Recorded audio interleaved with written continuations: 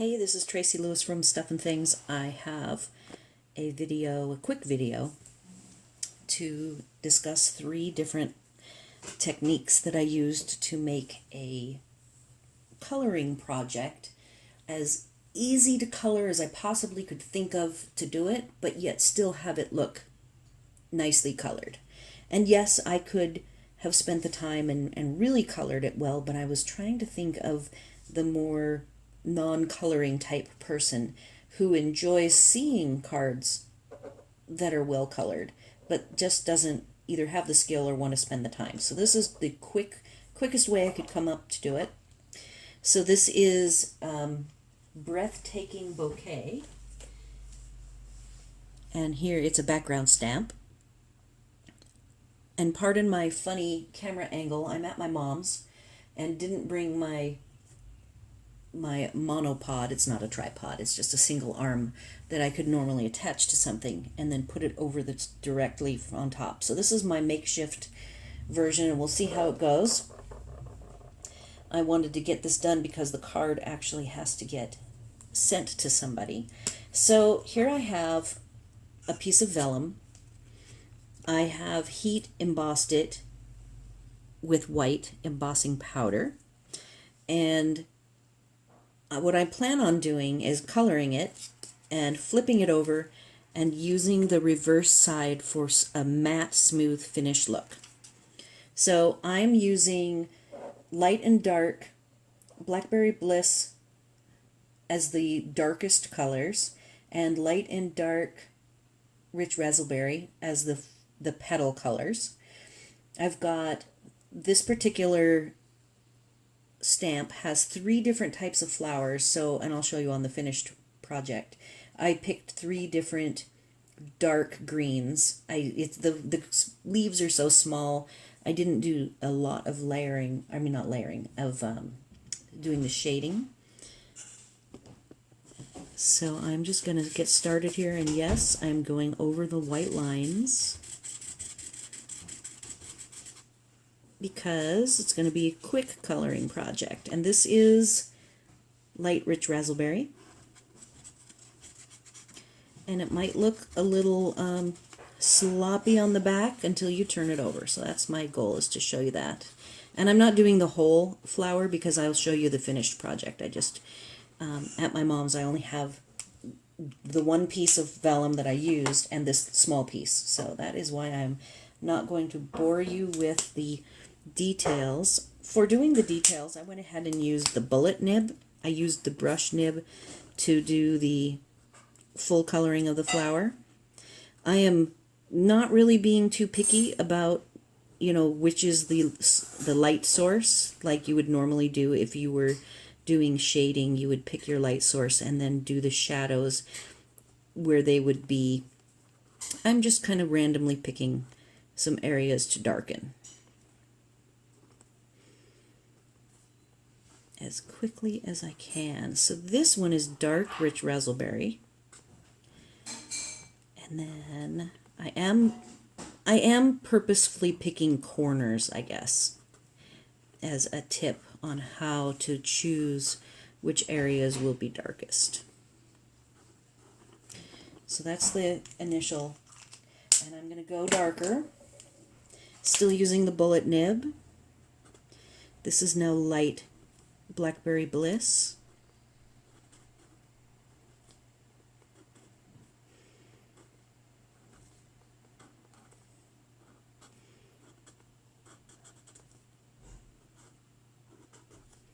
And then I will go in last with dark Blackberry Bliss.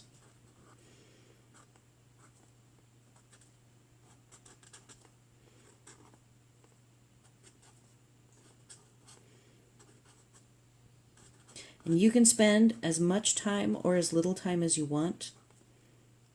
So somebody could take this to the next level and really get the shading exactly perfect if they wanted to. There's nothing saying you don't have to, but this is for the person who just doesn't want to spend that kind of time. I'm going to go back, and you can go back and forth. You can layer on layer if you want. You can use the large nib as well as the bullet nib. And I'm not actually spending the time to blend per se. I am just adding some accent lines, shadow lines, so to speak.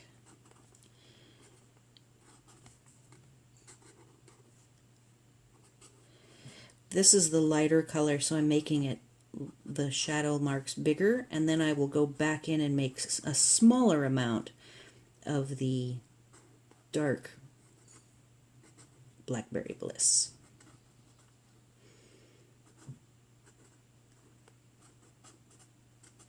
The centers of the flower where the petals are really tight is going to be where you want the most darks.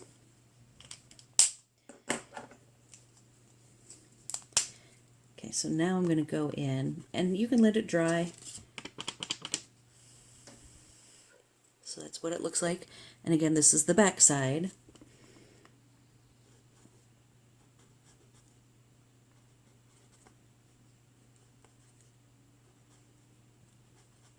And because it's vellum, the blend does not soak into it. It stays on the surface.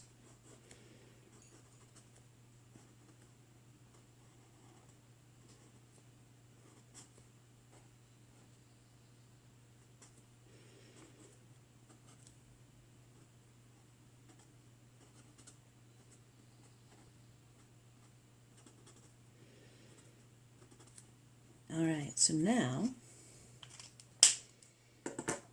I'm going to peek at it, and that is what it looks like. And then I'm going to tip up, so that is looking like somebody spent a lot of time coloring when they didn't. And again, with the greens, it's just the greens are for the leaves. There's these leaves. I think on this section I only have 2 kinds of leaves. Long skinny leaves. Oops, I should be using a bullet nib on the skinny leaves. Those are very small.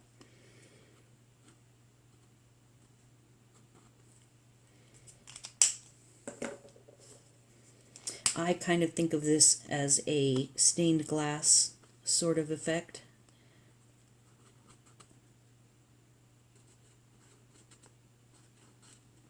There's on another section are larger leaves that I actually did do a little bit of light and dark. You can just determine what you need depending on the size of the element you're coloring.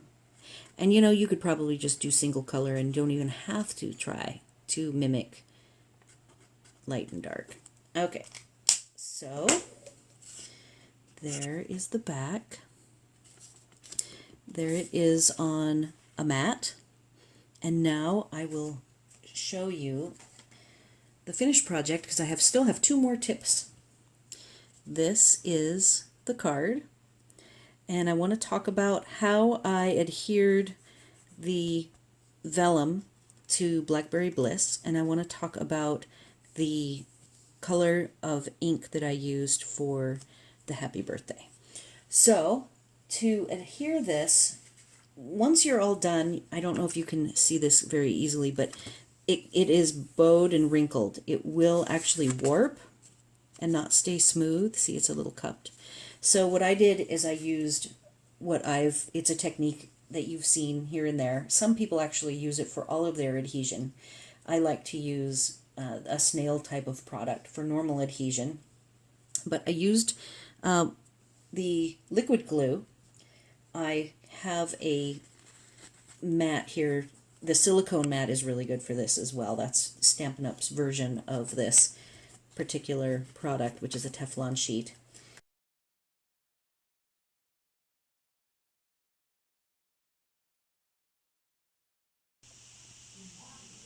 All right, I'm back.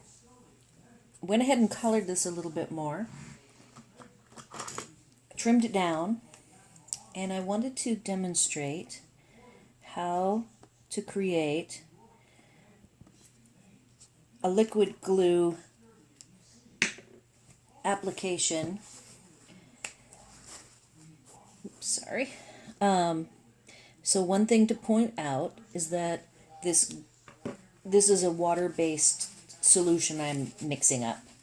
And alcohol-based markers are not affected by water, so it is safe to take your water and mix. I'm using a paper towel because I don't have any sponges here.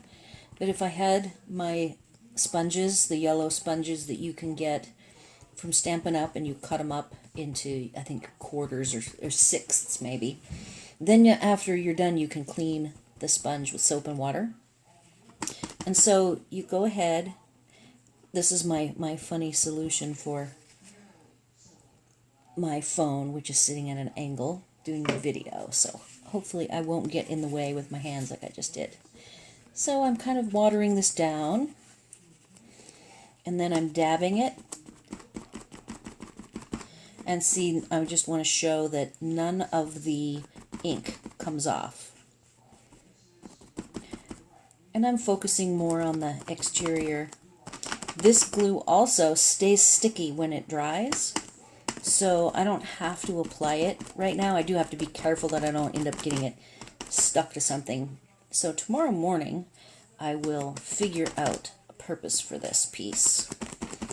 So that is in effect how, oh, and the reason why you do this is that you don't want the glue dots to show, and since I do want this whole piece to be free floating, I don't really know if I'm going to have, so see how tacky that is? That is perfect for sticking. And then the second thing that you can do, since I told you already that this kind of warps a little bit with the application of the ink, I have the Stampin' Up Take Your Pick tool. I reverse, this end rotates off. I put it on what I call the spatula end, which is this end. Then I can, when I tack this down, if there's any parts of it that won't stay down, I can go ahead and pour more glue, spatula up a little bit of the glue, and sneak it underneath. That's what I had to do. A couple of even though I put the glue on last night, I set it on the Blackberry Bliss surface, put a big heavy catalog on it overnight. There were still a couple of areas around the edges that were warped enough that I had to do the spatula. In fact, you can see a little bit of what was wet. And I would just take a little bit of the glue and slide it underneath and then press down and make sure that it stayed down. So that's the more convoluted way to adhere these. I know that the dots would be faster, but I don't want to be tied down to putting some sort of embellishment on top of, say, a dot that is visible, because it will show through the vellum. So that's tip number 2. The third tip is going with a lighter ink than the paper, just going lighter by one color. So in the case of using the Blackberry Bliss, I did not want the ink to look black. So to me, this looks almost black. It's very, very dark. And I already know that Rich Razzleberry is a good substitute for the Blackberry Bliss in the case of doing like a sentiment. And that color that you saw on the card, which I will show if I can find it. There we go. So this color that you see stamped here is actually Rich Razzleberry. And this card stock is Blackberry Bliss, and the colors here range from light Rich Razzleberry to dark Blackberry Bliss blends.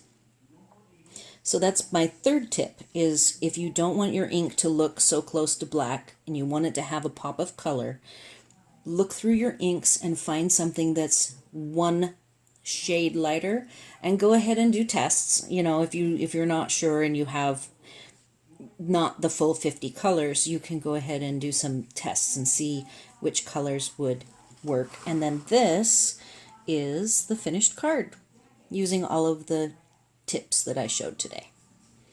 And hopefully you learned a lot, and it ends up not quite being as quick as I had wanted it to, because I went from one tip to, or one technique to 3 different techniques. So, thanks for watching.